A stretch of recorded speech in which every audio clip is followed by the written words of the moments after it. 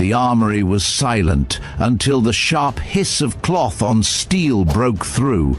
At the far bench, Staff Sergeant Raina Mercer moved with surgical precision, polishing a scarred M2010 rifle. Colonel Nathaniel Briggs stopped cold, eyes locking on the row of deep tally marks etched into its barrel. He stepped in, voice low and cutting. "Name and where you got that weapon." Cold metal, heavy with stories no record dared to keep. Each mark a life taken from impossible range. Hours later, wind screamed over the ridge as a bullet tore past her cheek. She didn't flinch. One breath, a smooth squeeze, the scope jolted, and the commander dropped into the dust. But who exactly is she? This is Veteran Biker. Comment 1 if you're new. 2 if you've been with us. 3 if you ride with us every week. Like, subscribe, and stay to the end. The air in the Fort Carson Armory hung thick with the ghosts of forgotten conflicts, a sterile and metallic perfume of gun oil and cold steel. Late morning sunlight filtered through grimy high-set windows sliced the cavernous space into sharp, dusty columns. It was a cathedral of controlled violence, a place of discipline and order. And Colonel Nathaniel Briggs was a man who lived by both. Standing at a worn-out wooden counter, he was an island of unwavering calm amid the low hum of activity. He meticulously double-checked the weapon's manifest, his pen scratching against the paper, with a rhythmic, steady precision that spoke volumes of his decades-long career. His back was ramrod straight, a habit forged in the fires of countless missions and honed by years of command. Every bolt, every serial number, every single piece of hardware on that sprawling inventory list had to be accounted for. It was a mundane, almost tedious task, but for Briggs, it was the bedrock of everything. A single missing round could be a cascade of disaster waiting to happen. He was deep in thought, cross-referencing a line item for a standard issue M4. Carbine, when a sound as slight as a whisper cut through the ambient noise. It wasn't the typical rattle of racks or the clang of heavy doors. This was a precise, high-pitched clink, the kind of sound metal makes when it's handled with an almost unnatural delicacy. It was out of place, an anachronism in the predictable symphony of the armory. Briggs paused, his pen hovering over the page. His mind, trained by instinct and experience, immediately registered the dissonance. Slowly, deliberately, he turned from the counter, his eyes scanning the vast room. His gaze swept past rows of neatly stacked equipment, past the soldiers in their fatigues going about their duties until it landed on a small, isolated workbench tucked away in a corner, just beyond the line of sight from the main entrance. There, sitting alone with her back to him, was Staff Sergeant Raina Mercer. Raina was a weapons tech, known for her quiet efficiency and meticulous nature. She was the kind of soldier who preferred the silent company of machinery to the camaraderie of her peers. She was bent over something on the bench, her slender frame coiled in concentration. Her dark, straight hair fell over her shoulders, creating a cascade that obscured her face. As Briggs watched, her hands moved with a practiced grace, wiping down a long, dark object with a soft cloth. Briggs felt a prickle of unease. The object wasn't a standard-issue sidearm or a rifle from the armory's official inventory. It was too long, too sleek, and its form was unmistakably that of a high-power sniper rifle. He could tell just from the silhouette. The buttstock was worn, the finish on the barrel was scratched, and its overall appearance suggested it had seen more than a few deployments.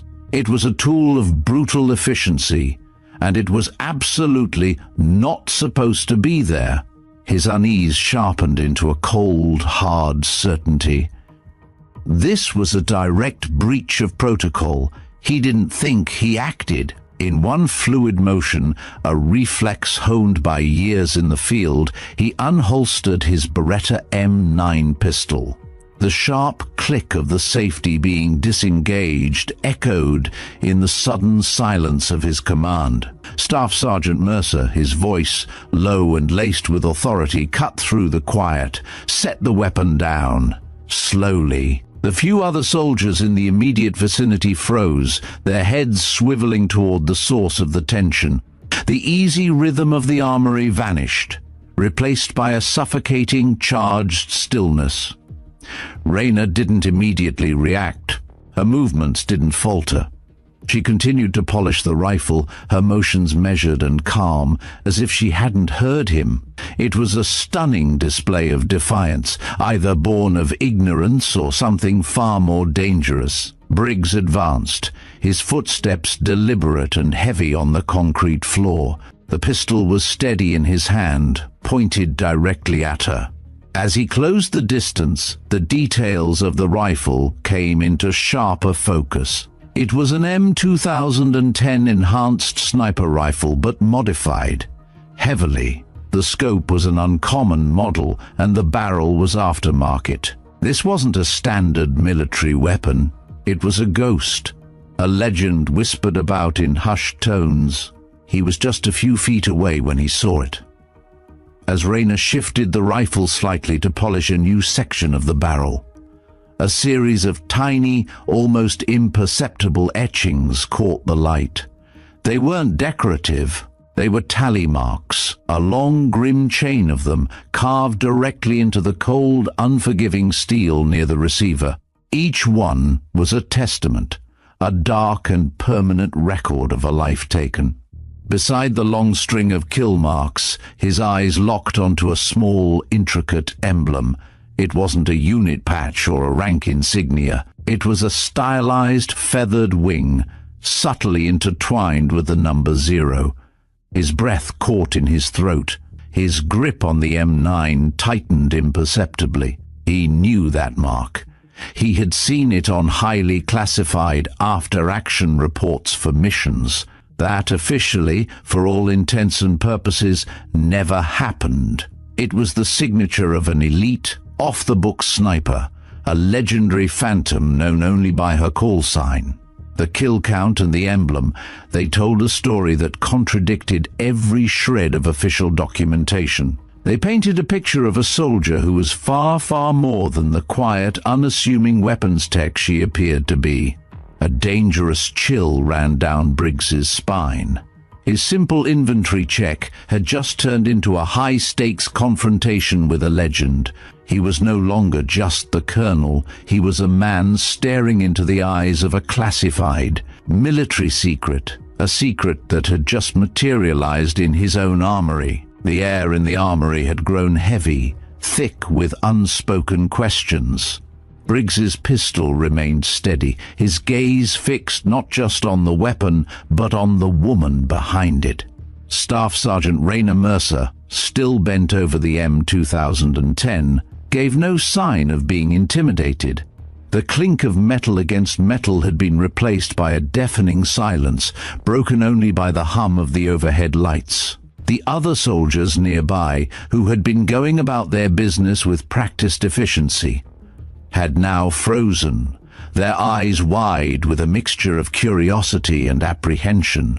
This was not a routine inspection, this was a confrontation. "Staff Sergeant Mercer," Briggs repeated, his voice now lower and more urgent, a controlled burn beneath a calm exterior. "I asked you a question. Where did you get that rifle? It's not on the manifest." Raina finally looked up, her expression a mask of professional disinterest. There was no fear in her eyes, no shock, just a cool, distant blankness. She met his stare for a long moment, then, without a word, she returned her attention to the rifle. Her fingers, long and nimble, moved with an almost loving familiarity over the scarred steel. She ignored the question, ignored the drawn weapon, and continued her methodical polishing. It was a silent act of defiance, a quiet rejection of his authority that was more potent than any spoken words could have been. The small audience of soldiers, now a silent tableau of spectators, watched the scene unfold with rapt attention. They were a microcosm of the entire military structure, witnesses to a standoff between a colonel and a low-ranking NCO, a clash of official authority and a personal unyielding will. The quiet hum of the armory seemed to fade away entirely, replaced by the pounding of Briggs's own heart. He felt a flicker of frustration, a slow-burning ember of irritation at her refusal to acknowledge his authority. This wasn't how things worked. You don't ignore a direct order from a superior officer, especially one with a sidearm pointed at you. It was insubordination of the highest degree, and yet there was something. In her demeanor, a serene, almost unbreakable resolve that stayed his hand. "Sergeant First Class Reynolds," Briggs barked, his voice echoing in the sudden stillness. "Check the serial number on that weapon, now!" A young NCO, a veteran of several tours himself, snapped to attention. He approached cautiously, his eyes darting between Briggs's pistol and the woman polishing the rifle. He carefully read the number etched into the side of the firearm and quickly typed it into a computer terminal. The sound of his frantic typing filled the void for a few tense moments. "Colonel, sir," he finally reported, his voice tight with confusion.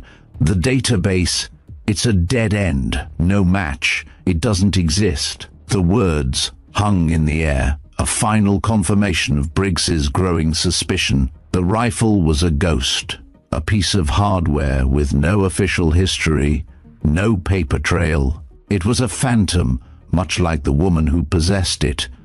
Briggs took a step closer to Raina. His eyes, however, weren't on her face, but on the small, intricate emblem next to the long chain of tally marks. The stylized winged symbol woven around the number 0. It was seared into his memory from the classified reports of a Black Ops mission codenamed Echo Meridian. The reports were so heavily redacted that they were more like riddles than official documents. But one detail had always stood out: the signature of the sniper who had single-handedly turned the tide of the mission. The call sign was always listed as Valkyrie 0. The air in the room, already heavy with suspicion, now felt like a suffocating blanket. The unspoken subtext of the confrontation was now a tangible thing, a palpable weight pressing down on everyone. Briggs's simple inventory check had spiraled into an interrogation about a Black Ops legend, a ghost from the shadows of military history. He had a woman in front of him who was either the most brazenly insubordinate soldier he had ever met, or a living legend hiding in plain sight. And the worn, scarred rifle in her hands was the only proof. He stared at the chain of tally marks, the grim testament to a deadly precision that went far beyond standard combat. It wasn't just a number, it was a story of 100 lives, 100 moments of quiet, lethal judgment. He had a feeling the story was far from over. The standoff in the armory had reached its breaking point. The tension, thick enough to be cut with a knife, was a silent testament to the gravity of the situation. Briggs, his eyes still locked on the mysterious emblem, made a decision. He wasn't going to handle this in front of an audience. This was no longer about a misplaced rifle. This was about a buried military secret. And he needed to get to the bottom of it, away from prying eyes and ears. "Reynolds, clear the room," he commanded, his voice a low, steel-edged growl. "Everyone, now!" The soldiers, relieved to escape the suffocating atmosphere, scrambled to obey. They moved with a hurried efficiency, gathering their tools and equipment, shooting quick, nervous glances at the two figures at the center of the drama. In a matter of minutes, the vast, echoing space was empty save for Briggs and Staff Sergeant Mercer. Briggs walked over to the heavy metal armory door and with a final echoing clang shut and locked it. The outside world was now sealed off, leaving only the two of them alone with the cold steel and the unspoken past. The silence that followed was profound. It was a silence that held the weight of years, of secrets and of missions that were never meant to be discussed. Briggs holstered his pistol, a deliberate and measured action that signaled a shift in the tone of the confrontation. He was no longer a colonel confronting an insubordinate NCO. He was a man seeking answers from a ghost. He took a deep breath, the stale metallic air filling his lungs. 8 years ago, he began, his voice surprisingly soft, I was a captain, attached to a forward operating base in Kunar, Afghanistan.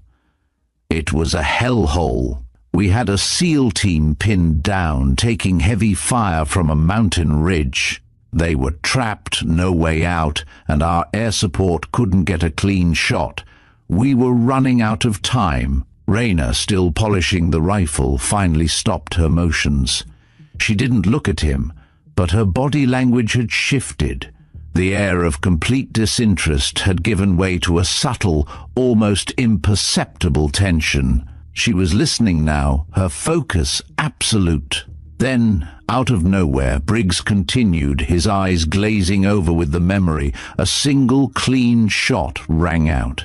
The enemy sniper, who had been a thorn in our side for hours, just vanished. One by one, the others went down. We never saw who it was. The team got out, but the reports were strange. No official records of a sniper being in the area, just a single mention of an unidentified asset codenamed Valkyrie Zero. Briggs reached into his breast pocket and pulled out a small laminated photograph. The photo was old, grainy and faded.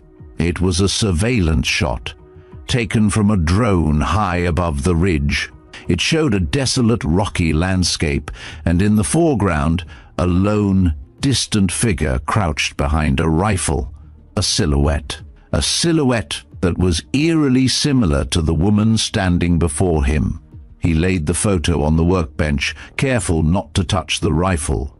I never forgot that day. I spent years trying to find out who she was. The official story was that the SEALs got lucky. I knew better. Raina finally looked at the photo, her eyes scanning the blurry image. A flicker of something, a fleeting shadow of a long-buried emotion, crossed her face before it was gone. She picked up the photo, looked at it for a few seconds, then placed it back down on the bench. "That mission doesn't exist," she said, her voice flat and devoid of any emotion. It was a statement of fact, not a denial. The words hung in the air, a stark, unyielding wall between her past and Briggs's present. The rifle, the emblem, the tallies. Briggs pressed, his voice rising slightly in frustration. "It all points to you, Sergeant Mercer.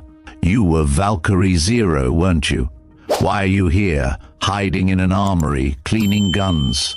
Before she could respond, a shrill, piercing alarm blared through the armory speakers, shattering the tense quiet. The sound was not a drill. It was a high-priority, base-wide alert. Over the commotion, the voice of the base commander, crackling with urgency, came over the public address system. The words were distorted, but the message was clear. There was a crisis, and it was happening now. The past would have to wait. The present was demanding their full, undivided attention.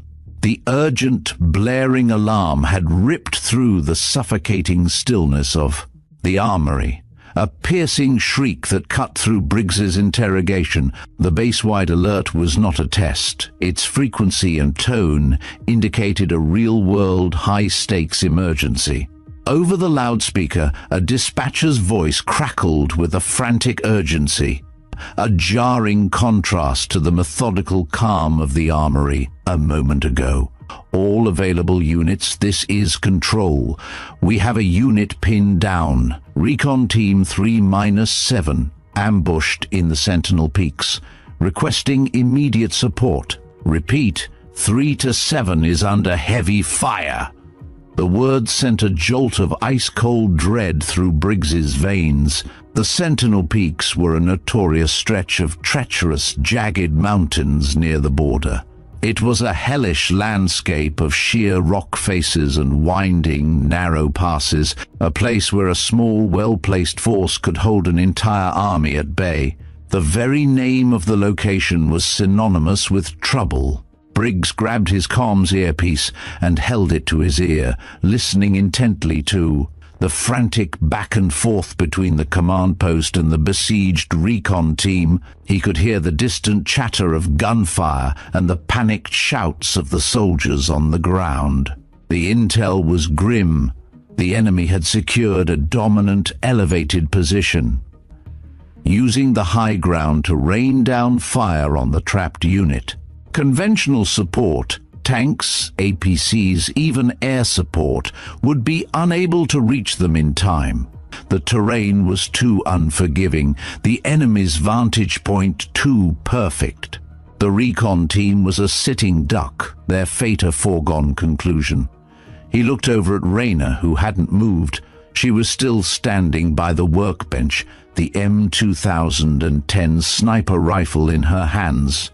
The distant, emotionless mask she had worn for the past few minutes had cracked, revealing a flicker of intense focus. Her eyes were narrowed, her head tilted slightly as if she too was listening to the frantic comms traffic, her mind already running through the tactical implications. The choice for Briggs was stark and immediate.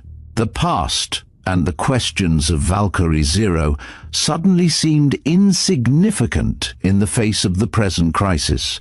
A team of soldiers was in a desperate fight for their lives, and the official channels were failing them.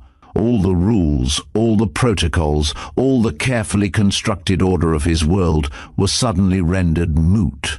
He walked over to the workbench, his footsteps heavy and deliberate. He didn't speak. He simply picked up the M2010, the rifle that was not supposed to exist, and looked at it. His fingers traced the cold steel, brushing against the grim tally marks and the etched emblem. He was holding a legend, a key to a past that was now a potential solution to the present. He wasn't sure if he was making the right decision, but he knew with a terrifying certainty that he was making the only one. He looked at Raina, his eyes searching hers for a hint of something, anything. "A recon team," he said, his voice low and strained, "pinned down in the peaks. The enemy's position, it's too distant, too high. They're going to be wiped out." Raina said nothing. She simply stared back at him, her expression unreadable. Briggs held the rifle out to her, the weight of the moment heavy between them. "This is not a direct order, Sergeant Mercer," he said, his voice laced with a raw desperation.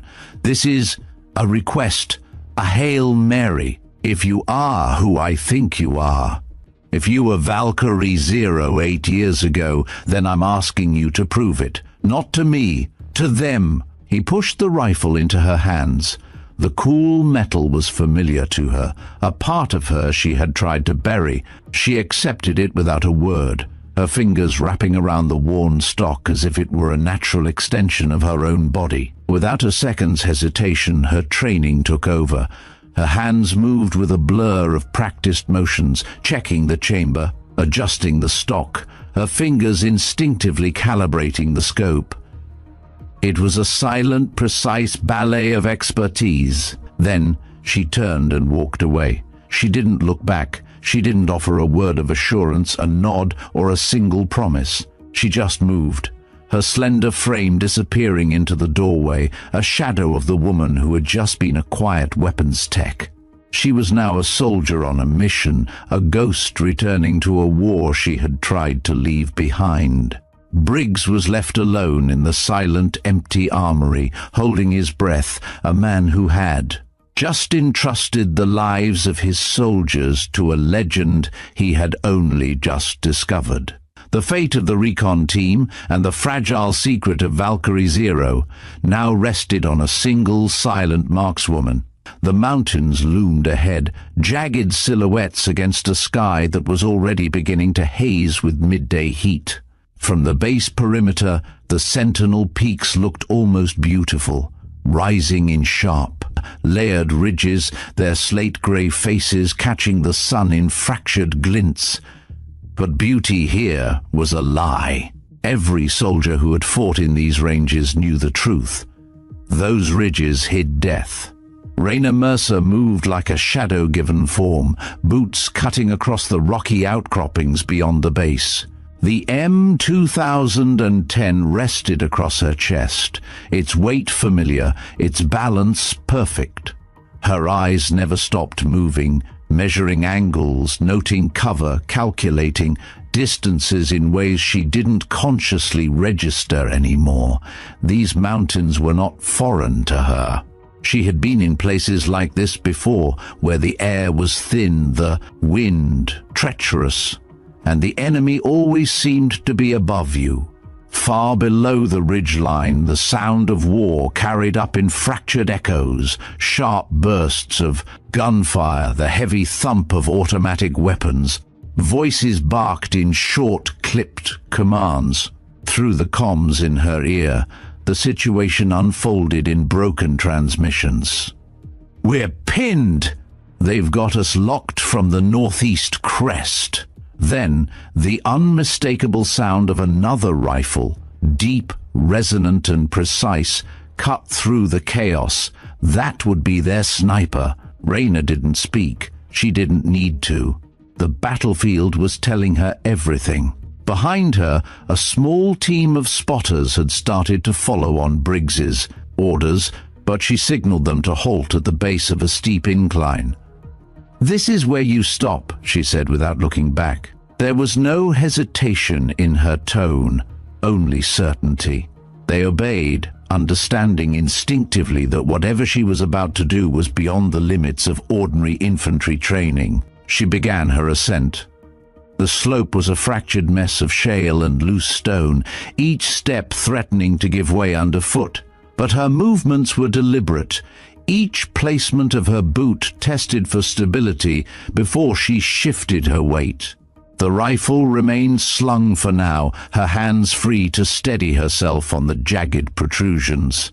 Higher and higher she climbed, the air thinning, her breathing steady and measured. From this angle, the recon team's position came into partial view, a cluster of tan uniforms, pressed into what little cover they could find, pinned between the slope and a wall of rock. Above them, nearly a kilometer away, the enemy's fortified perch dominated the terrain. The high ground was dotted with figures in mismatched camouflage, their rifles spitting fire down into the trapped team. At the very top, behind a fragment of natural stone shaped almost like a shield, Raina caught the faint flickering glint of glass. Scope reflection. Their sniper was dug in, commanding the kill zone. She dropped into a low crouch, unslinging the M2010. The movement was smooth, silent, the kind that came from muscle memory forged in real combat, not training exercises. She unfolded the bipod, planting it into the gritty stone. The stock came to her shoulder as if drawn there by magnetism. The scope's reticle settled over the crest, magnifying the enemy's position. Heat shimmer made the air dance, but her focus cut through the distortion. Wind speed, negligible. Elevation adjustment, 2 clicks. Distance, 1,048 meters. Her breathing slowed, each inhale drawn deep into her diaphragm, each exhale a controlled release. Through the scope, the enemy sniper's rifle emerged into clarity, a heavy bolt action, with a suppressor, its owner scanning methodically for any sign of movement below. Her finger brushed the trigger, the world narrowed to the crosshairs and the rhythmic beat of her pulse. Then, crack! The shot was clean, the recoil a brief, sharp handshake against her shoulder. In the magnified frame of the scope, the opposing sniper's head snapped back, body crumpling into the rocks. She shifted immediately, eyes searching for secondary threats.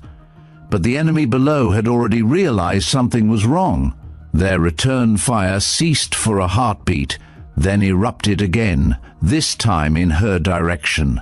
Rounds smacked into the stone around her, sending splinters of rock biting into her exposed cheek. She rolled sideways, flattening herself against the slope. The sharp pop of semi-automatic rifles and the deeper thump of machine gun fire created a layered wall of sound. And then it came, the shot that nearly ended her. She caught it first as a flicker in her peripheral vision, the tiniest glint from a secondary ridge. Her instincts screamed before her mind caught up. She dropped her head a fraction of a second before the supersonic crack split the air. The bullet passed so close she felt its heat against her skin, a burning whisper that lifted strands of hair from her temple. Her body reacted without thought, pivoting toward the source. A second hostile marksman was positioned in a narrow cut of the rock, rifle braced. He was adjusting for another shot. Her reticle found him as he settled into his scope. For the briefest instant, their eyes met through layers of glass and distance. She squeezed the trigger. His rifle bucked from his hands, his body folding forward into the dust. She didn't stop to watch him fall. The fight wasn't over. Below, the recon team was moving again, seizing the narrow window her shots had bought them. She tracked 2 more enemy riflemen as they attempted to shift positions along the ridge. Each time they broke cover, a single round from her M2010 found them. Through it all, she remained calm, her breathing steady, her movements efficient. There was no celebration, no rush of adrenaline in her eyes, only the clinical precision of a soldier doing the one thing she was built for. Back at the base in the command post, Briggs stood over a spotting scope. He had insisted on watching her work. The other officers and NCOs clustered around him had fallen silent, their eyes fixed on the unfolding spectacle. "God help me," Briggs muttered under his breath. "It's her." He watched as she shifted slightly, reacquiring targets with a predator's patience. Her position was precarious. One wrong move, one lucky enemy shot, and she'd tumble hundreds of feet. Yet her silhouette remained steady, unshaken by the maelstrom of gunfire around her. The enemy's firing rate began to falter. Each sharp report of her rifle punched another hole in their defense. The recon team, sensing the momentum shift, started to push towards safer ground, dragging their wounded with them. But the mountains had a way of punishing overconfidence. From the far side of the ridge, a burst of sustained machine gun fire erupted, chewing into the rocks near the team's position. A new element had joined the fight, one she couldn't see from her current vantage point. Rayna adjusted her scope, scanning the angles, calculating where she could reposition to counter this new threat. It would mean breaking her perfect cover, exposing herself to any remaining hostiles. But staying put would mean watching the recon team get cut down before they could reach safety. Her decision was instant. She collapsed the bipod, slinging the M2010 across her, back in one smooth motion, and began to move laterally along the slope. The terrain was cruel, narrow ledges, sudden drops, loose scree that shifted treacherously underfoot. Each step was a negotiation with gravity, but she advanced without hesitation. Halfway to her new position, another shot cracked past her, close enough to sting her ear with displaced air. She dropped into a slide behind a jut of rock, heart pounding but expression unchanged. Slowly, she eased the rifle forward, the barrel just breaching cover. Through the scope, she found the new machine gun nest, a dug-in position shielded. By natural stone, its operator raking the valley floor with relentless fire. She exhaled once, settling her crosshairs on the exposed strip of neck above the gun's stock. One squeeze and the gunner collapsed sideways. A second round took his spotter before he could react. The change was immediate. The recon team surged forward, scrambling up the slope toward an escape route. Her job wasn't done. They were still in range of stragglers trying to regroup, but the noose was loosening. Over the comms, Briggs's voice came through, low and steady. "Keep them moving, Mercer. You're their lifeline." She didn't answer. She didn't need to. Another target emerged from behind a rock, firing wildly downslope. She led the shot by a fraction, the bullet finding its mark. Another enemy dropped. Each pull of the trigger was a quiet verdict. Each hit another step toward the team's survival. And yet, for all the lives she was taking, her face remained impassive, her eyes cold and clear behind the glass. On the far ridge, the last of the enemy began to scatter, retreating into the folds of the mountain. The fight wasn't over, but the tide had turned, and in that moment, alone on the mountainside, rifle steady, heart measured, Raina Mercer was no longer just a name on the armory roster. She was Valkyrie Zero reborn, the ghost in the peaks, the unseen force rewriting the fate of every soldier trapped below. The ridges of the Sentinel Peaks were no longer alive with gunfire. They were haunted by echoes, the sharp reports of a single rifle cutting through the wind like a metronome of death. From her position on the slope, Raina Mercer tracked the last retreating silhouettes, each moving target appearing and vanishing behind shards of stone. She adjusted for wind, for angle, for the unpredictable rhythm of a desperate enemy. Every squeeze of the trigger was precise, deliberate, not a wasted round among them. The recon team was moving now, scrambling up the incline toward a narrow saddle that would take them out of the kill zone. From the command post, Briggs's voice filtered through the comms, quieter now, tinged with something unspoken. "They're almost there. Keep the path clear." She didn't answer. She was already sighting on the next hostile. Through the scope, a man in desert camouflage lunged from cover, firing downhill. She led the shot half a breath, the crosshairs brushing just ahead of his path. The rifle bucked. The man dropped before his weapon clattered against the rock. The tally in her mind ticked upward without ceremony. She never counted the number of lives taken, not like others did, but this time she couldn't help noticing the rhythm. Every mark on her rifle had been earned this way, the cold, deliberate ending of a threat before it could end someone else. On the lower slope, 2 enemy fighters tried to haul a wounded comrade away. Raina's reticle hovered for a moment. She shifted her aim higher, finding the one with the rifle still in his grip. A single shot, he fell, the others diving for cover. The recon team was now less than 50 meters from the saddle. She swept her scope along their flanks, looking for any last attempt to cut them off. A flicker of movement on the far ridge caught her attention. A lone figure, with a shoulder-mounted RPG lining up a shot toward the saddle. The wind at this altitude was deceptive, swirling and shifting. She read the dust drifting from the rocks, made a tiny correction to her aim, and exhaled.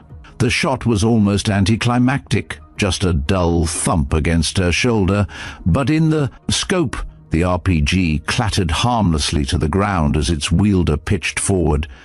Below, the recon team didn't look back. They just kept climbing, driven by the primal urgency to get beyond the reach of the peaks. Briggs, watching from the base, felt something inside him shift. He had seen good marksmen in his career. Hell, he had commanded some, but what Rayna was doing went beyond skill. It was as if she was reclaiming a language only she spoke, one sentence at a time, in the vocabulary of distance and precision. The last of the enemy broke contact, disappearing into the jagged folds of the mountain. Rayna lowered the rifle slightly, scanning for any sign they might regroup. The slope around her was littered with brass casings, each one a silent witness to the past 20 minutes. She touched the bolt, chambering another round out of habit, then stopped. The field was clear. The team was safe, for now. Her breath condensed briefly in the cooling air as she sat back on her haunches. The wind caught the loose strands of her hair, tugging them across her face. She didn't brush them away. Down in the valley, the recon team's voices were faint but triumphant over the comms. They were reporting in status updates, casualty counts, requests for medevac. The clipped, professional tone barely concealed their relief. Rayna broke down her position with the same calm precision she'd maintained throughout the fight. Scope caps closed, bipod folded, sling resecured. She slung the M2010 across her back and began the descent, moving with the sure-footed caution of someone who understood that mountains could be just as lethal after the fight as during it. It took nearly 20 minutes to reach the base of the slope where the spotters had waited. They stared at her as she approached, their expressions a mix of disbelief and a kind of reluctant awe. None of them spoke. At the perimeter, Briggs was waiting. He didn't approach her immediately, just watched as she crossed the open ground, rifle in hand, boots crunching on gravel. She looked exactly as she had when she'd left. No visible sign of strain, no swagger, no satisfaction. Just the same unreadable calm. When she stopped in front of him, he let the silence stretch for a few seconds. Around them, soldiers moved with renewed purpose, rallying around the rescued recon team. The noise of their relief filled the air, but in the small space between Briggs and Rayna, it was still and quiet. "You saved them," he said finally. It wasn't a question. Her gaze flicked briefly toward the returning recon team, then back to him. She gave no verbal reply, just a small, almost imperceptible nod. Briggs's eyes dropped to the rifle slung across her chest. His breath caught when he noticed something new near the cluster of tally marks. A fresh line had been cut into the steel. It was shallow, hurried, but unmistakable. "You marked it already?" he asked, his voice low. Rayna didn't break eye contact. "Some things are worth remembering," she said simply. It wasn't a boast. It was just fact. Briggs's mind flashed back to the first moment he'd seen the emblem and the tallies. Back then they had been history, untouchable, immutable. Now history had been rewritten in real time, right in front of him, and he was the only one who truly understood what that meant. The chatter from the recon team's debrief filtered over, reports of enemy positions, rough counts of opposition strength. Briggs listened with half an ear, his attention still on the woman in front of him. She wasn't just a survivor of Echo Meridian. She was still every bit the operator those tallies had been earned by. "Report to my office when you've cleaned up," he said finally. "We're not finished." Rayna gave another short nod and moved past him, disappearing into the flow of soldiers. Briggs watched her go, the weight of the M2010's legend still heavy in his mind. Later, in the quiet of his office, Briggs reviewed the after-action feeds. Drone footage captured flashes of her position on the ridge, her movements barely perceptible between shots. Thermal scans confirmed what the naked eye couldn't. Each time she fired, a hostile went down. There were no misses. One of the recon team leaders stopped by to deliver a personal thanks. "Whoever that was," he said, shaking his head. "Tell them They weren't human out there, like they could see the future. Briggs didn't correct him. He simply nodded, accepting the praise on her behalf. Night fell over Fort Carson, the mountains now just dark shapes against the stars. Somewhere out there, in the silence, the echoes of her shots still lingered, rolling down the slopes long after the fight had ended. And in the armory, locked away, the M2010 rested again. The fresh tally mark caught the dim light, a new chapter in a story no one was supposed to know. The office was dim, the only light spilling in from a desk lamp that threw sharp angles across the scattered files. Outside, the base was settling into its nighttime rhythm. Vehicles idling in the motor pool, muffled voices drifting from the barracks. But in here, the air was taut, as though the walls themselves were waiting for what was about to be said. Colonel Briggs stood by the window, one hand resting against the frame, the other still clutching a thin folder. He'd been staring at the same page for several minutes, though he hadn't read a word. His mind was turning over images from the ridge, her stance, her composure. Under fire, the unerring efficiency that no training manual could teach. The knock at the door was soft, almost reluctant. "Enter," he said without turning. The door opened, and Raina Mercer stepped inside. Her uniform was fresh, her hair pulled back tighter than it had been earlier. But there was a subtle weariness in the set of her shoulders. The rifle was nowhere in sight. She'd left it locked in the armory. Briggs gestured toward the chair opposite his desk. "Sit!" She did, lowering herself with the same measured control she'd carried all day. For a moment, neither spoke. Briggs broke the silence.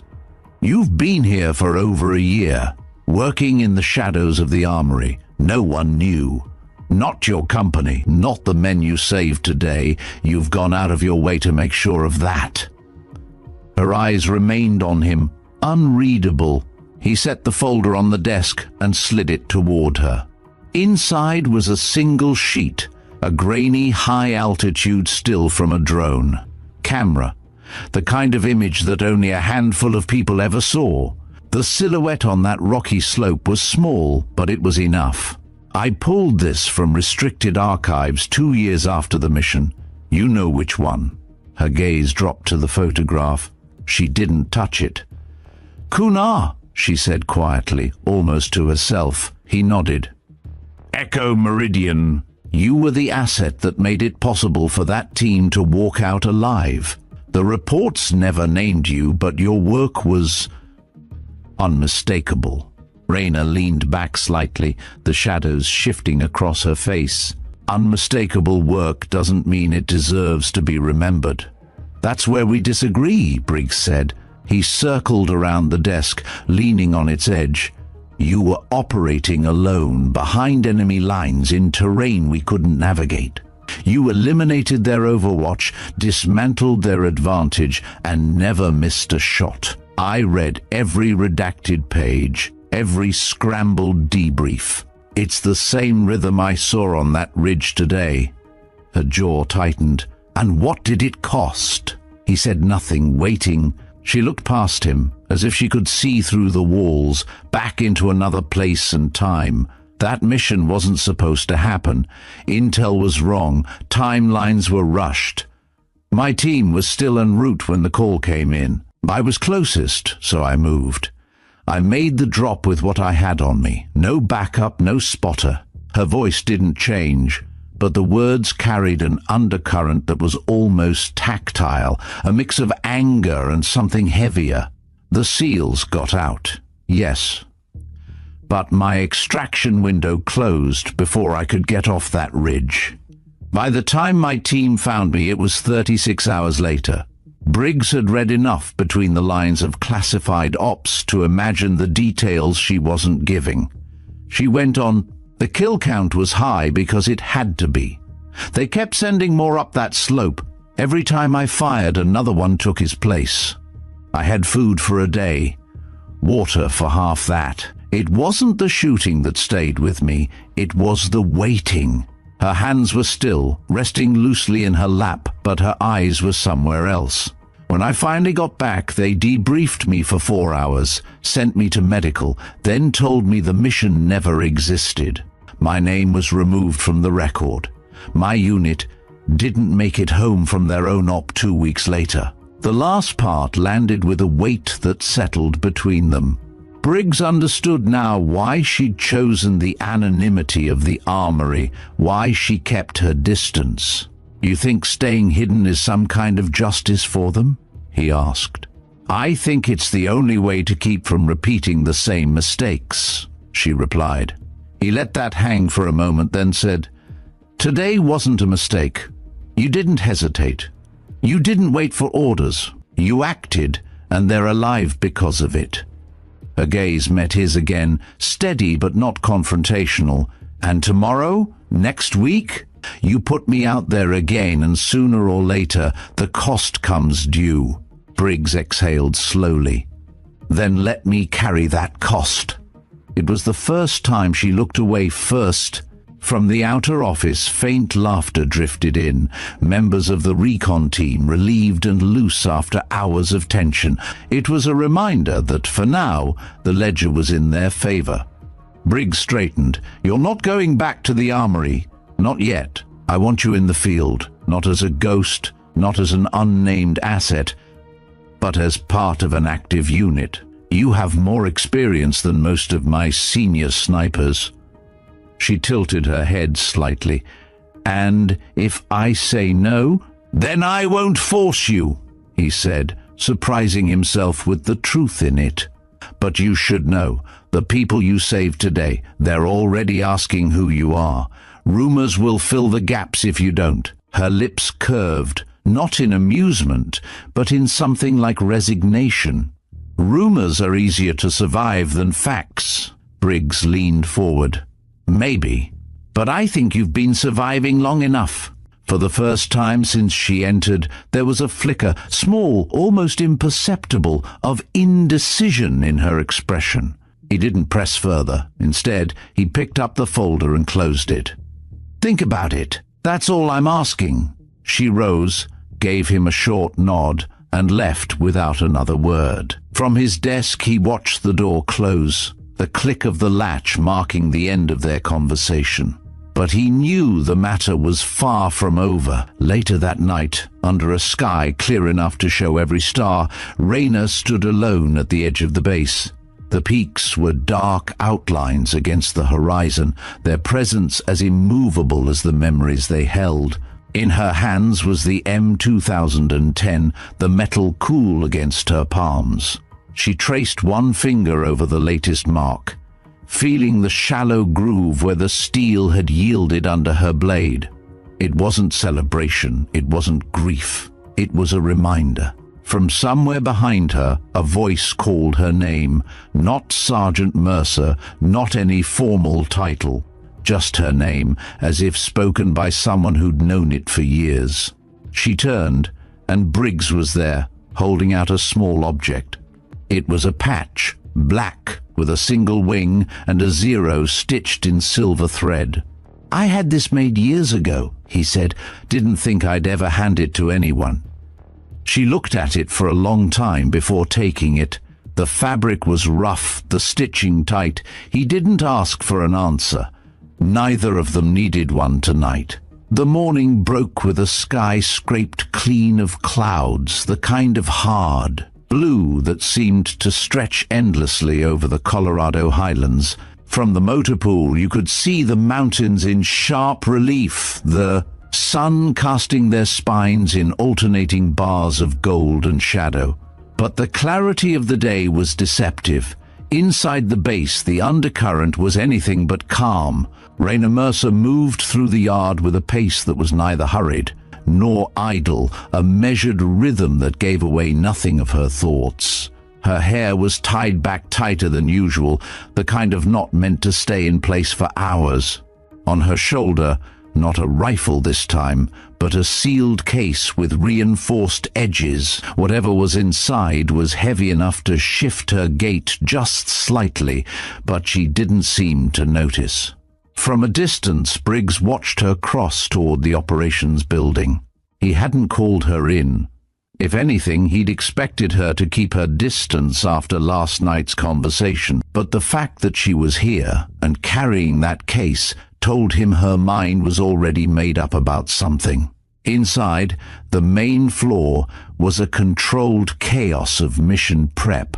Radios crackled, analysts hunched over satellite feeds, and the smell of strong coffee battled with the sharper tang of cleaning solvent.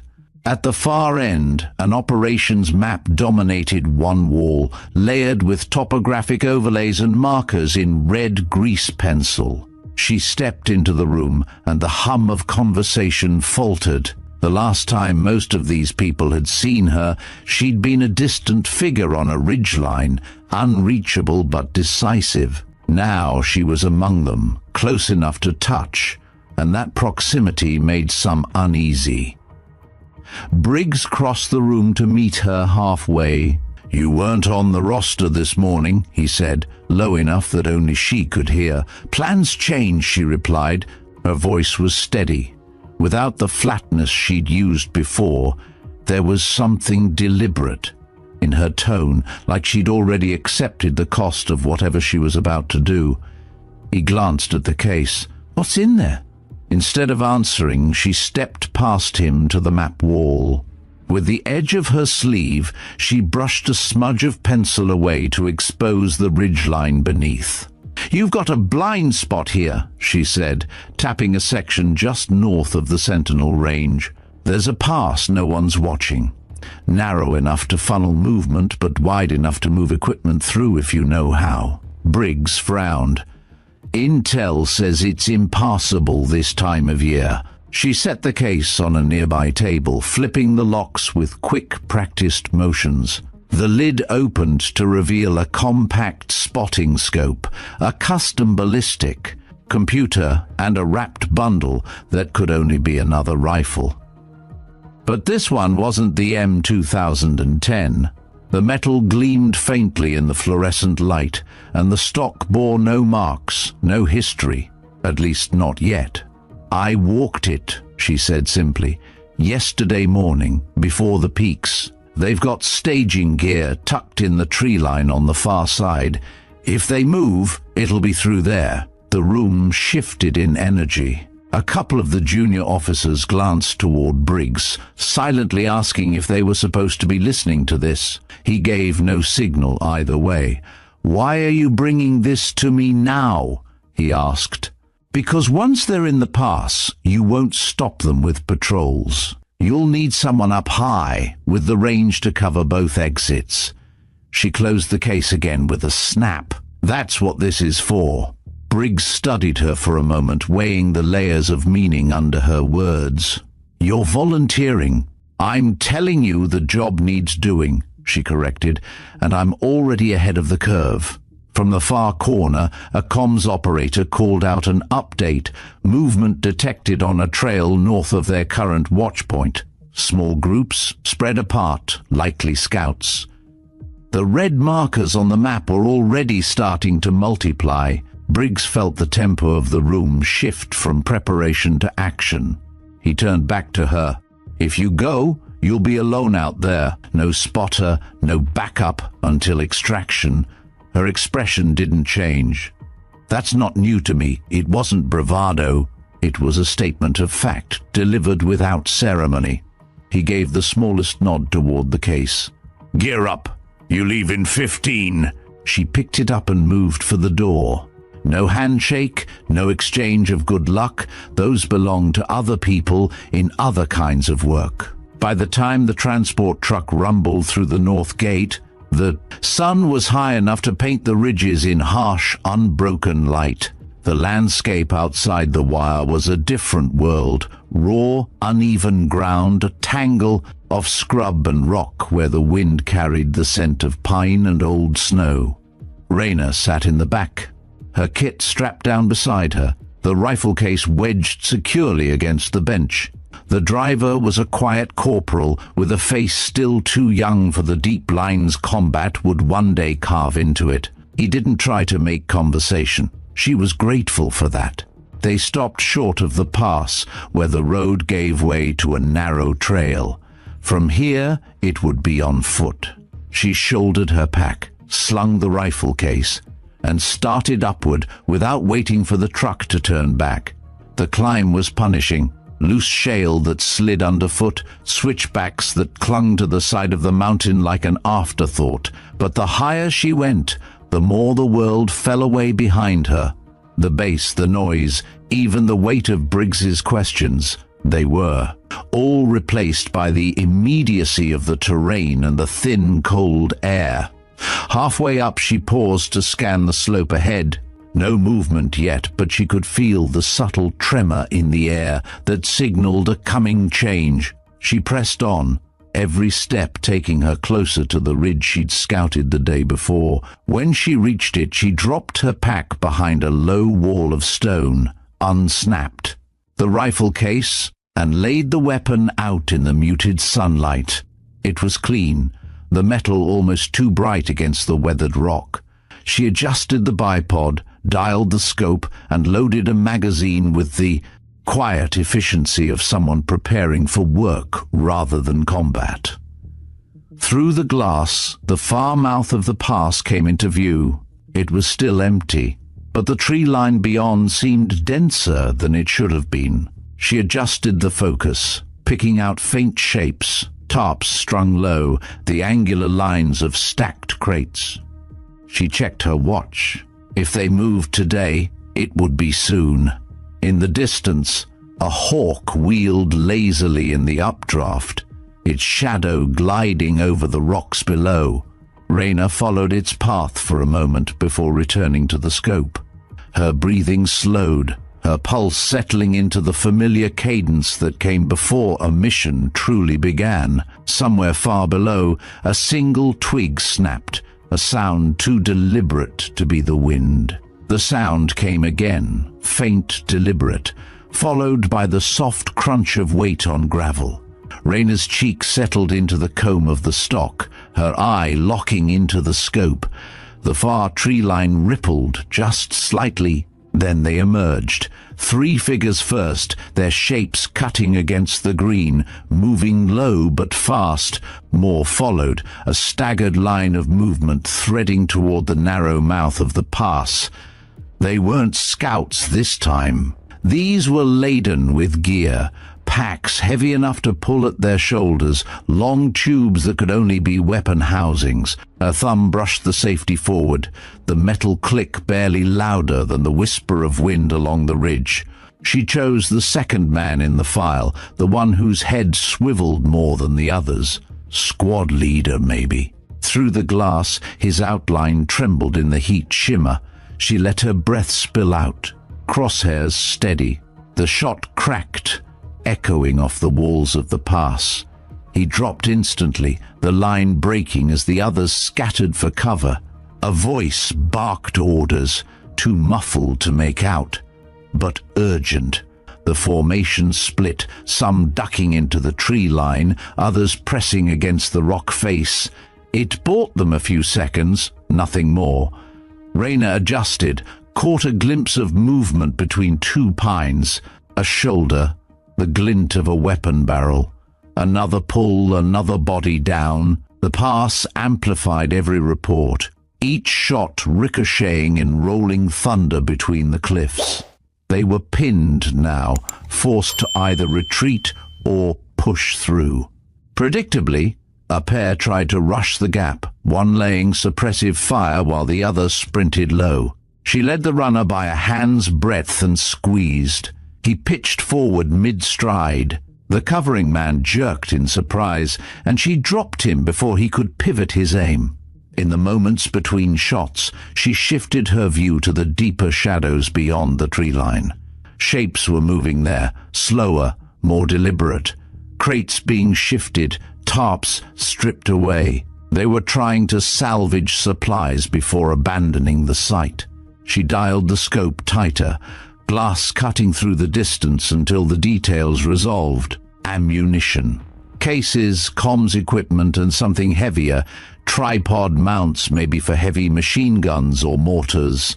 If those made it through the pass, they'd change the calculus for every patrol north of the peaks. Her comm unit clicked twice, Briggs's signal. No words, just confirmation he was on the net. She tapped her transmit key twice in return. Another figure broke from the tree line, bent under the weight of a long cylindrical case. She took him before he'd made 10 steps. But the enemy was adapting. A muzzle flash bloomed from the base of a rock spire on the left flank, too close to the pass for comfort. The round struck high above her, showering her with grit. She rolled sideways, resetting behind a chunk of granite, then peeked the scope around. The shooter was prone, partially shielded by an outcrop. She couldn't see his head, but the elbow was visible, tensed, shifting slightly as he adjusted. She took the arm. His weapon clattered down the slope, and his silhouette jerked back into the open. One more round ended it. Below, movement accelerated. Those still alive were hauling what they could, abandoning the rest. Rayner shifted targets to the crates themselves. A line of shots splintered wood and twisted metal, rendering what they left behind unusable. The last 2 fighters made a desperate push, using smoke to cover their movement. Through the haze, their outlines blurred, but she caught the rhythm of their steps. 2 shots cut through the cloud, each punctuated by the hollow thump of a body hitting the ground. Silence began to reclaim the pass. The only movement was the restless stirring of the smoke as it thinned in the wind. Rayner swept the scope one final time. Left ridge, right ridge, tree line, pass floor. No survivors, no threats. Only wreckage and the sharp tang of expended gunpowder drifting up from below. She leaned back from the rifle, flexing the tension from her fingers. Around her, the ridge was utterly still, the kind of quiet that felt almost brittle, like one wrong sound could shatter it. A low buzz in her ear. Briggs again, this time with words. "Area secure?" She keyed her mic. "Clear." "Site neutralized?" There was a pause. "Understood. Extraction in 30. Hold position until then." She acknowledged and powered down the scope. The rifle lay across her knees, still warm, the scent of oil and spent brass mingling in the thin mountain air. The wind shifted, carrying the faint calls of birds reclaiming the pass.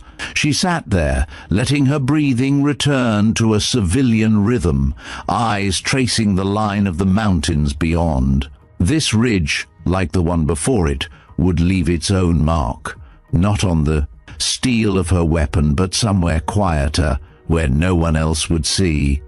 When the extraction team arrived, she was already packed.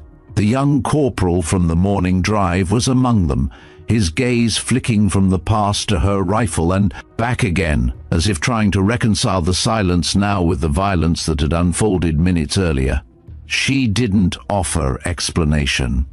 None was needed. As they wound back toward the base, the pass fell behind them, swallowed by distance and the slow closing of the day.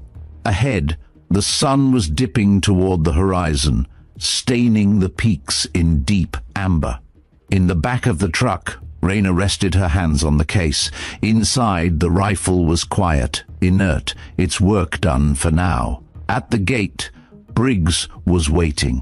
Their eyes met for a second, an unspoken exchange passing between them before she stepped down from the truck. He didn't ask for a report. He already had the only answer that mattered. Without breaking stride, she headed for the armory. Fort Carson exhaled as the sun slid behind the Rockies, the base lights blinking on in neat rows like runway markers guiding everyone home. Engines idled, doors slammed, relief bled into laughter in pockets around the motor pool. For the first time since the alarm had torn the morning open, people allowed themselves to speak in full sentences instead of fragments. They stood a little looser.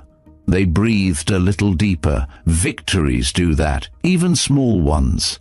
Rayner Mercer did not head for the barracks or the mess.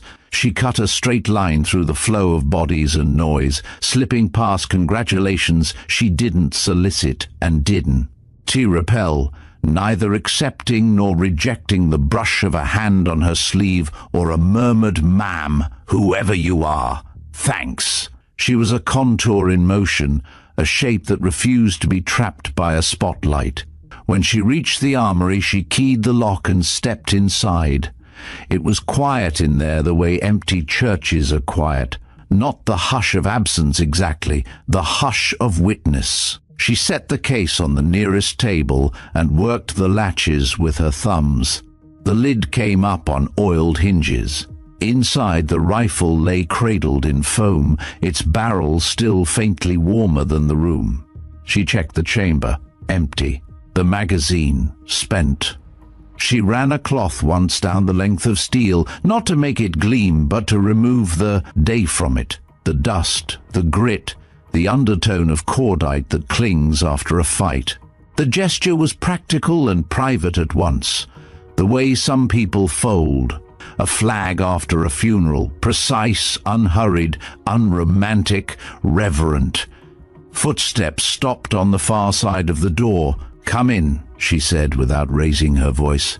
Colonel Nathaniel Briggs stepped through with the kind of restraint that looks like calm from across a room and feels like a storm when you're standing close. He closed the door behind him and didn't speak, as if words might rattle loose something that needed to stay still. They looked at each other for a beat that belonged to neither of them and to both. "You went," he said at last. "You asked," she said. He took in the rifle, the case, the cloth in her hand. He moved closer, slow enough to telegraph respect. The lamplight gave his profile a hard edge, but his eyes had none of that hardness left. "I've got debriefs," he said. "A dozen versions of the same miracle. Recon 3 to 7 is already inventing names for a shooter they didn't see. The angel on the ridge is trending in a chat I wish I didn't know exists." The corner of his mouth twitched with something like fatigue. "There are worse myths." Raina didn't smile. She set the cloth aside. "Are they all accounted for?" "They are." He let the answer land between them before he added, "Because whoever you are, because you were where you were." She accepted that without nodding. Some truths don't need acknowledgement. They sit. He drew a breath that sounded like decision. "I'm not asking for another mission tonight. I'm asking for this." He tapped 2 fingers lightly on the table. 5 minutes. Then you can tell me to go to hell." She waited. He slid a small object from his pocket, a standard issue folding blade. The kind of tool officers carry for string and tape and boxes. It was nothing like the knife operators prefer. It would do. He didn't open it yet. He placed it beside the rifle, the way a surgeon lays out an instrument where everyone can see it. "When I saw the marks on this barrel the first time," he said, "I thought I was looking at a ledger someone had no right to keep. Then today, on the tarmac, I noticed you'd added to it." Her gaze didn't waver. If there was apology in it, he couldn't find it. There was certainly no pride. He continued, careful with the words. "I realized I didn't understand what those marks were to you. I thought I did. I didn't." Silence again. He picked up the blade and opened it.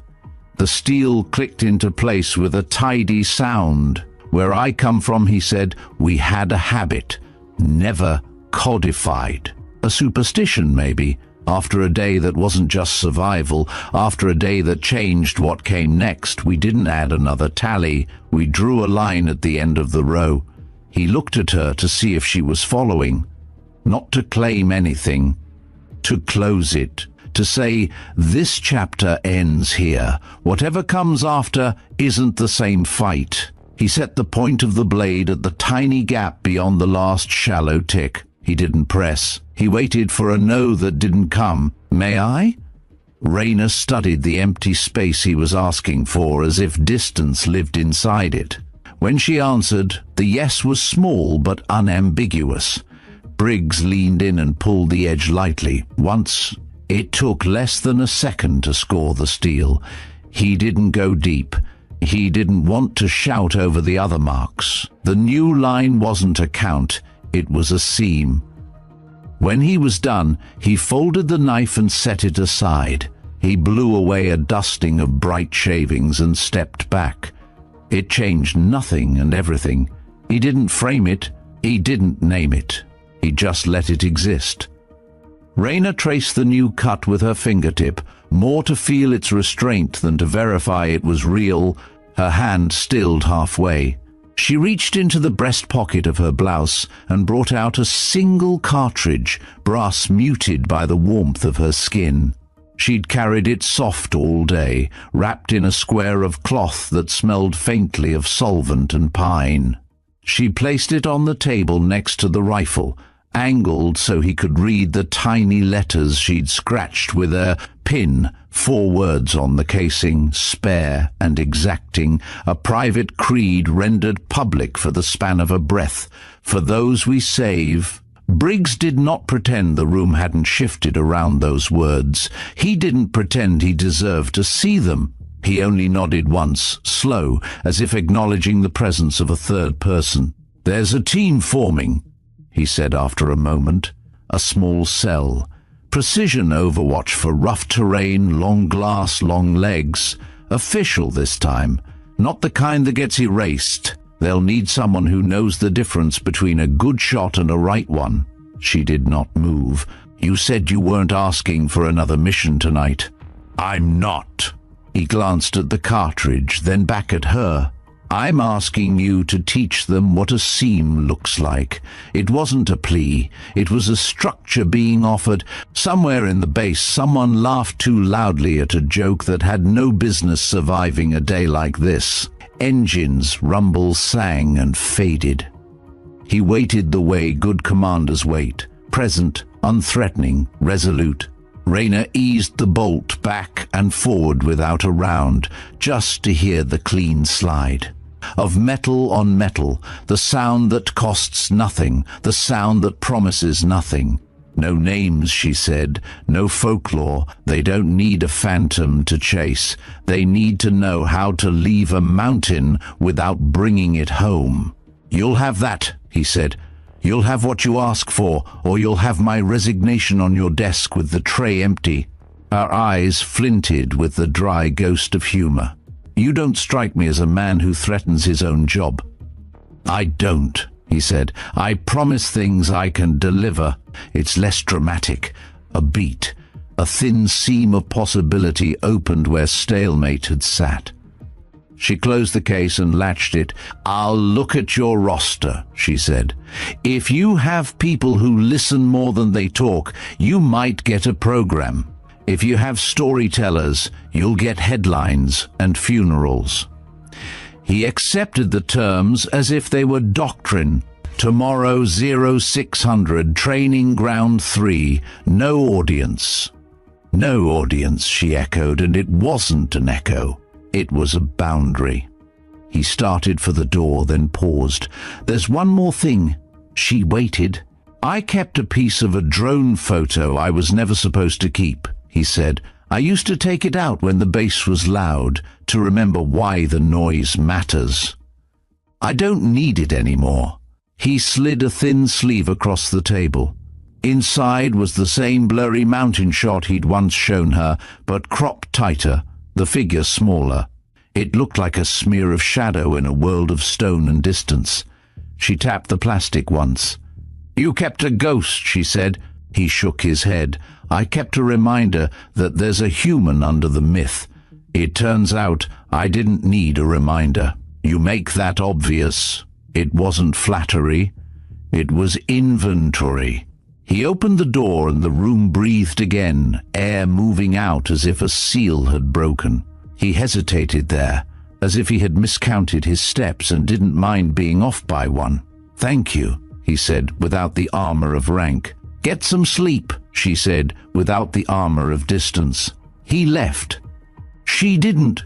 Raina stood in the middle of the armory until the hum of the lights became a kind of ocean, until the weight across her sternum eased to something bearable.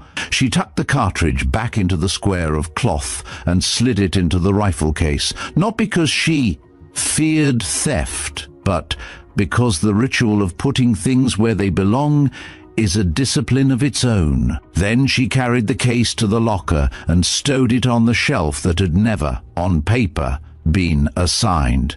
She closed the door and felt the lock catch. She turned the key once more than necessary. Outside, night had settled with intention. The sky was black enough to swallow the peak's outlines. A cool wind ran through the yard, tugging at flags and loose tarps, giving the bass a single low note it would hum until dawn. She crossed the concrete to the edge of the lot and stood where the floodlights fell short.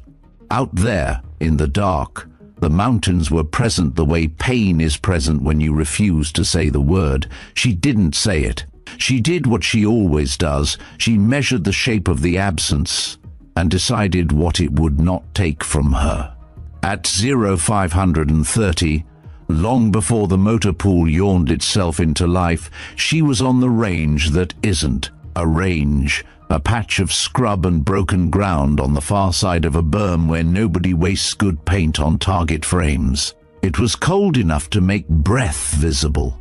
She paced the lines in her head and then on her feet, marking distances with a pocket notebook, writing without looking at the page.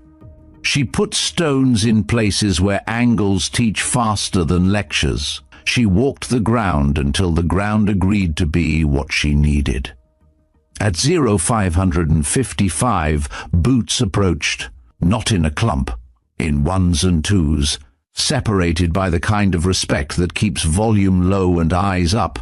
5 soldiers, none older than 30, all with polished weapons and faces that hadn't yet learned how to hide hope. No fanfare, no introductions. Her requirement had traveled. Be on time, be quiet, be honest about what you don't know. "They told you why you're here?" she asked. "We're here to learn long glass in bad places," said a sergeant with a Montana drawl and steady hands. "You're here to learn how not to mistake a clean shot for a good decision," she corrected, and none of them flinched at the correction. Good. She handed out tasks that sounded like riddles. Find the wind without a flag. Measure slope with a compass you don't own. Tell me what the sun will do in 10 minutes without checking a watch. They scattered without complaint. She watched how they looked at the earth, how they put a palm to rock, how quickly they forgot about her in the work. She made notes that weren't about scores.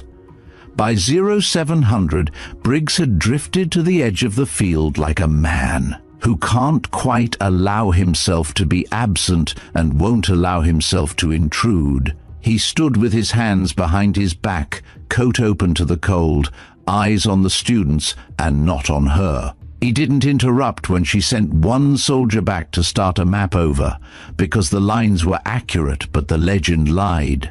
He didn't intervene when she moved an entire firing position 3 meters. Left because the roots underfoot would turn ankles at hour 4. He didn't offer water or praise. He understood why neither belonged. When she finally called a halt, the sun had climbed enough to set the frost sparkling off scrub. The students stood in a rough line that wasn't ceremonial and wasn't messy. They looked like people who had been given work worth their time. "Tomorrow," she said, "we add glass. The day after that, we add weight. If you pass those, we add weather. If you pass weather, we add enemies. If you think we started with enemies today, you weren't listening." They didn't pretend they'd understood everything. They nodded the way people nod when they know comprehension will arrive later, in sweat. She dismissed them with a tilt of her head. They left footprints like sentences that end where they should. Briggs remained. "Will they do?" he asked. "They might," she said, "if they learn how to leave quietly." He took that as the nearest thing to a blessing he was going to get. He didn't say good job. He didn't say thank you again. He looked toward the mountains and then down at her hands, empty now. "One more administrative item," he said, almost apologetic. "Paper has to say what people do. We can't make it poetry. What should I put on yours?" Raina thought about forms. She thought about boxes that never fit and names that drew the wrong kind of light. "Armorer," she said. He barked a soft, involuntary laugh. "That's not inaccurate. Neither is instructor," she said. "But you'll put the first one. You'll keep the second off anything someone can request with a stamp." He nodded. "Done." They stood in a silence that was less about lack and more about sufficiency. The bass behind them coughed itself awake. Somewhere, someone shouted for a forklift. Somewhere else, a bugle shouted back. Briggs shifted his weight, not to leave, but to mark a change. "You know," he said, "there's a phrase I hate. Back where you belong." People say it like they own a map of your life. "I don't belong to a place," she said. "I belong to a standard." "Then we'll make a place that belongs to that." He turned away before the sentence could sound like promise. She watched him go until the fringe of a building took him. The field in front of her waited like an animal that trusts you to be interesting. She walked it again, alone this time, resetting stones a finger's width at a time, adjusting lines for a sun that had moved the thickness of a coin. When she was finished, there was nothing to see that hadn't been there before, except that everything was better. Back in the armory, the rifle waited where she had left it, behind a door whose lock remembered her hand. She lifted it down, not to fire, not to clean, just to hold. The new seam at the end of the row caught the light the way a horizon does when you stop looking for sunsets and start looking for weather. She set the brass cartridge beside it for a breath, then tucked it back into the cloth. For those we save, for the ones who walk away without looking back because they trust someone else is watching. She closed the case and slid it into the locker and turned the key. Outside, a group of young soldiers jogged past, calling cadence to a song that didn't belong to her and didn't need to. The door clicked soft behind her. The day opened in front. There would be other alarms. There always are. There would be nights with more noise than sleep, and mornings with more frost than coffee. There would be briefings that pretended certainty, and maps that lied, and people who didn't. There would be moments when breath and trigger and distance would line up like stars. And there would be seams. Raina Mercer stepped into the light the way a blade steps out of a sheath, without theatrics, with purpose. Behind her, in a room that doesn't brag, a rifle held a row of small cuts and one quiet line at the end, neither victory nor regret, just the record of a day that ended the way it should. Fort Carson went on with its business. Legends don't announce themselves. They leave marks you have to know how to read. Some stories end with headlines. Others end in silence, marked only by those who were there. Today you've walked the ridgeline with us, seen the decisions that don't, make the reports, and felt the weight behind a single pull of the trigger. Raina Mercer's name may never appear in a citation, but the people who made it home will remember her in ways no medal can match. If this story stayed with you, share it. Subscribe to Veteran Biker for more untold battles, and drop a comment with your thoughts. We read them all. And as the next video comes up on your screen, remember, not all legends shout. Some are heard only in the quiet between shots.